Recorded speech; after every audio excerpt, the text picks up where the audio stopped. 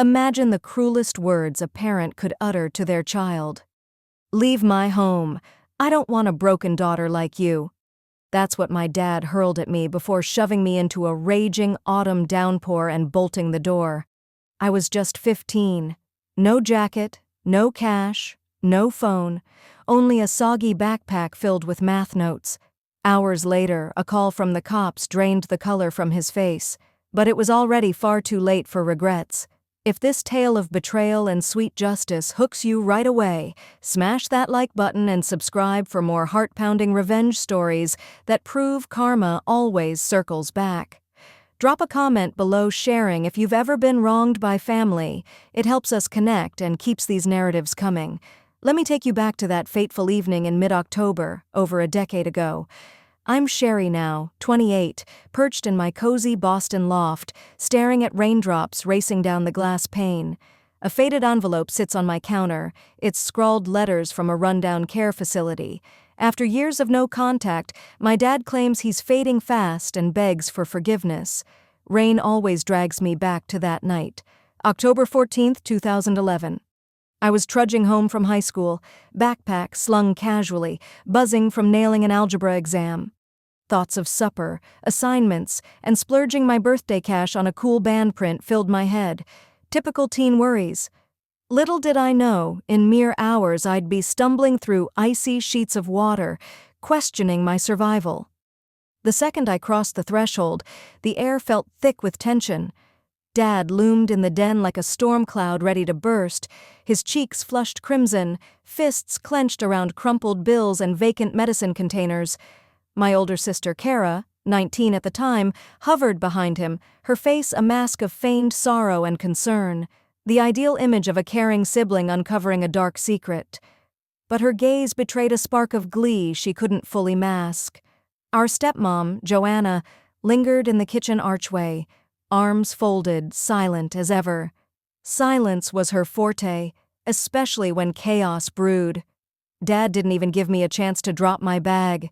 He erupted, accusing me of pilfering from his wallet for months, scoring illicit meds, stashing them away. He claimed Kara had unearthed it all, money crammed in my drawer, bottles in my wardrobe, even phony chats linking me to suppliers. I stammered denials. I'd never touched his cash, never seen those meds, but the words evaporated. He wasn't hearing me. His verdict was sealed. Kara had primed him all day with her venomous tales, wrapped in false empathy. She played the heartbroken role flawlessly, insisting she'd tried covering for me, urging me to quit, but couldn't bear watching me spiral. It was a performance worthy of awards, and Dad bought it hook, line, and sinker. He seized my arm, bruising it deeply, and hauled me to the entrance. My backpack lay discarded. He hurled it at me, knocking me off balance. The door swung open to a torrent of rain, thunder growling afar, chill biting sharper than morning. Looking into my eyes, he repeated those damning words, "Leave my home. I don't want a broken daughter." A shove sent me onto the stoop, the door slamming, lock clicking shut. At 15, I was cast out, homeless in an instant. I lingered on that porch, numb not just from the encroaching freeze but sheer disbelief. Surely the door would reopen, someone would admit the mix-up. No one did. My phone charged upstairs, I couldn't grab a thing. Backpack contents, books, a nibbled snack bar, useless for the night ahead. No warmth, no funds, no lifeline. Back then, public phones existed, but who had coins? Not this kid saving for posters. Instinct kicked in. I walked toward the one haven I knew, Grandma Doris's place, 7 miles off. Mom's mom, the soul who always saw my worth. 7 miles seems trivial in a car, but in drenching cold, thin shoes, no layers? It felt eternal. The highway gleamed wet and ominous, vehicles whooshing by, spraying mist, ignoring the drenched figure on the shoulder. Mile 1, clothes clung like ice. Mile 2, hands went numb. Mile 3, teeth clattered violently, yet I pressed on. What choice? Returning to plead? He'd chosen his side. Forward was all. Hypothermia sneaks up, dulling senses, clouding judgment. Resting seemed genius. 4 miles in, legs buckled near a postbox. Just a brief lean, I thought, then onward to Grandma's, 3 miles more. But knees failed. Gravel met skin. Darkness swallowed me. 3 hours post-eviction, Dad's phone buzzed. A stern officer relayed, his teen daughter found collapsed on the road, hypothermic, en route to the ER. Child Services alerted. Questions loomed about her solitary plight, in peril without gear. "Bring proof, sir." Dad paled, as staff later described, like witnessing his world shatter frame by frame. Kara stood nearby, her facade cracked briefly. The finder wasn't random. Gloria Hartley, a veteran child welfare expert with decades spotting neglect. She'd clocked the signs instantly. A vulnerable kid abandoned, and vowed action. To grasp Kara's motives, rewind further. Mom, Paula, succumbed to illness in 2006 when I was 10, Kara 14. One moment, Sunday flapjacks and hair braids. Next, beeps fading to silence. Dad imploded, retreating into work in his chair, oblivious. Kara, at 14, assumed the load. Meals, forms, my routines. Dad lauded her endlessly. My rock, so mature. But he ignored her grief, piling on expectations. What escaped notice? Kara wasn't aiding, she was empire building, with me as the underling. It began subtly, lost assignments, botched laundry shrinking favorites, undelivered invites eroding my social circle. She'd whisper to educators about my struggles post-mom, painting me troubled while she shone saintly. I confided in Dad once, he dismissed it as envy. "Be thankful," he said. I shrank, endured. 2 years on, Dad wed Joanna. She tried initially, smiles, bakes, but Kara dubbed her Mom swiftly, solidifying alliance. My refusal branded me outsider. By 15, roles cemented. Kara golden, me problematic. Then the funds, Mom's trusts, $45,000 each at 18. Kara blew hers post-18 on luxuries, and her shady beau, Travis, broke by my ousting. They eyed my untouched sum. Trust clause, if incompetent pre-21, guardian manages, ideally Kara if I landed institutionalized via framed addiction. That week, scheme hatched. Siphon Dad's cash, plant with Travis's empties, fake dealer texts via burner. Morning of the 14th, while I breakfasted, Kara hid it all in my space, then confessed tearfully to Dad. He swallowed. I'd been troubled for years. Trial over before I arrived. Guilty, banished. But Kara overlooked Gloria, and that's where her plot began unraveling. Waking in the hospital was disorienting. Harsh lights, sterile scent, rough sheets cocooning me protectively, a feeling alien for ages. Beside me, Gloria, silver-haired, keen-eyed, book set aside. She resembled a baking grandma, but her gaze pierced truths. Retired from welfare work, she'd spotted me roadside post-book club, braked hard, bundled me in her emergency wrap, dialed help, trailed the ambulance, waited hours. She offered lukewarm brew, awful but warming. I chuckled faintly, first in eons. Gently, she probed. Why alone in that gale? I spilled, the frame-up, Kara's long sabotage. Gloria listened, unquestioning. I trust you, she vowed. We'll prove it. Those words ignited hope. Meanwhile, chaos brewed. Hospital flagged police. They phoned Dad. His arrival with Kara, rattled, not remorseful yet. Room held Gloria, caseworker Marta Sanchez, an officer, not the groveling scene they anticipated. Questions flew. Why endanger a minor? Marta, seasoned, sensed Kara's act. Then Grandma Doris stormed in, petite powerhouse, distrustful of Dad's clan. She drove breakneck, declared me hers, grilled Dad. What idiocy now? Doris demanded urgent custody shift, phoning a judge pal from old ties. By midnight, facts laid bare. Eviction sans probe, collapse in cold. Temporary guardianship to Doris, no Dad contact pending review. As we exited, Dad reached. Doris blocked. You forfeited that. In her ancient sedan, heat blasting, she soothed. We've got each other. Shop tomorrow, rest now.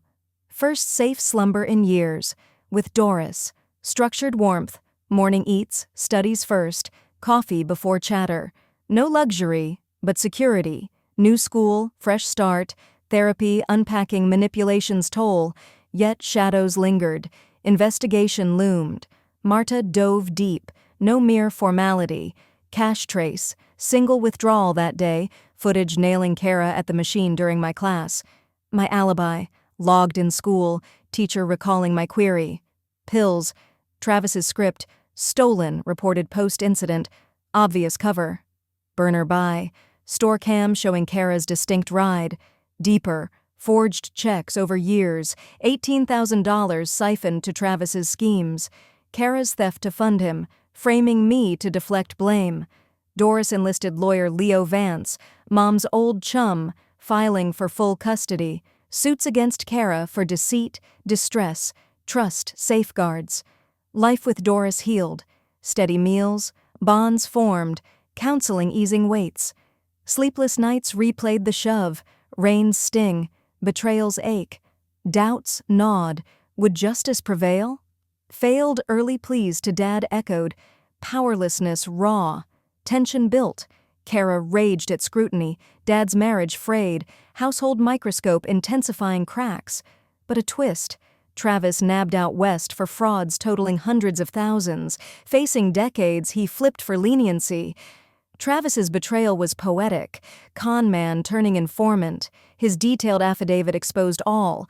Kara's brainchild to frame me. Stealing from Dad to bankroll his hustles. As theft mounted, scapegoat needed. Me, the misfit. Institutionalize via fake addiction. Blame cash loss. Seize my trust as guardian. Texts proved premeditation. He supplied bottles, she planted, timed perfectly. This ammo transformed our case. Leo stacked proofs, cams, records, statements from Gloria, educators noting my stability versus Kara's, whispers, even ex-pals spilling her manipulations. Court neared, but Travis's flip accelerated. Criminal angles emerged. In those months with Doris, I rebuilt. Academics soared, therapy unearthed buried rage, planning justice thrilled, reviewing evidence, imagining Kara's downfall. Close calls, Dad's attempted contact blocked, Kara's probation threats. Anticipation buzzed, inner voice urging patience. Doubts crept, would exposure suffice? But Leo's strategy, airtight, no escape.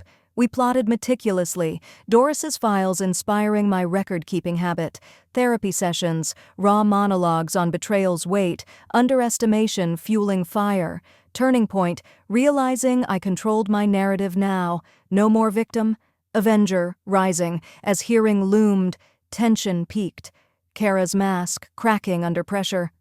March 2012 courtroom, sterile, tense air thick with anticipation. I felt exposed yet empowered, Doris gripping my hand, Gloria in seats. Kara opposite diminished with a rushed defender. Dad alone, aged prematurely. Joanna absent. Evidence rolled out relentlessly. Kara's ATM stills versus my school log. Travis's delayed report, burner footage, forged checks tallying theft. Travis's confession read aloud, chilling in calculation. Kara on stand, faltered under grilling, couldn't explain impossibilities. Joanna, subpoenaed, whispered admissions. Kara, in my room suspiciously, overheard plotting laughs. Dad testified, voice breaking, blind trust in Kara, no probe. Judge Morrison scorched, negligence, abandonment. Kara pled, fraud, endangerment, suspended jail, probation, service, restitution, felony scar barring trusts, restraining order. Dad, rights revoked, therapy, education mandates, fund from repaid cash. Town buzzed, Dad isolated, Joanna divorced. I gained permanence with Doris, protected future. Years later, Dad's plea arrived. Stroke ravaged, alone, regretting. I visited for closure, forgave without forgetting. I release the burden. You carry it. He wept. Nurse revealed he shunned Kara. Completion washed over me. Now, thriving. Boston career, fiancé Colin, kind soul. Wedding at Doris's, life rebuilt. Kara toils obscurely. Dad fades with remorse. That storm forged me stronger. What a journey from despair to triumph. If this story of hard-won justice moved you, like, subscribe, and comment your own tale of comeback. Share where you're tuning in from. Let's build this community of survivors. More epic revenges await. Click now and stay empowered. See you soon.